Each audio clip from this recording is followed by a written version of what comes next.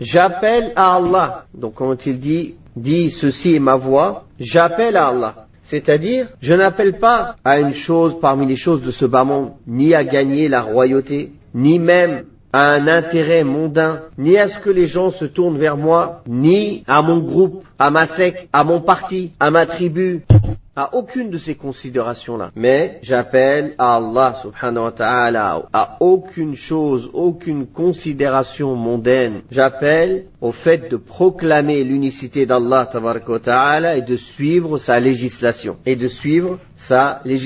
Dans ce verset, il y a deux enseignements. Le fait d'appeler au tawhid et le fait d'être sincère dans cet appel-là. La sincérité dans l'appel au tawhid. Car il y a beaucoup de gens qui peuvent appeler à la vérité, mais en réalité, ils appellent à eux-mêmes. Alors ils se réjouissent quand ils ont beaucoup de suiveurs. Et ils s'attristent quand ils ont peu de suiveurs. Et quand les gens assistent à leurs assises, ou que leur nombre de suiveurs augmente, ils sont heureux. Et s'ils laissent son assise pour aller dans l'assise de quelqu'un d'autre, ils sont malheureux. Ou bien il est malheureux. En réalité, la personne doit se réjouir quand les gens écoutent la vérité. Il se réjouit quand les gens l'écoutent, si ce qu'il transmet est la vérité, dans le sens où il se réjouit que les gens écoutent la vérité. Peu importe qu'il l'écoute de sa bouche à lui ou de la bouche d'un autre. Et c'est pour cela qu'il se réjouit aussi quand les gens s'assoient chez autre que lui parmi les gens de la sunna, parmi les gens qui appellent à la vérité. Il ne les jalouse pas, il n'est pas mécontent, au contraire, il est bien heureux que les gens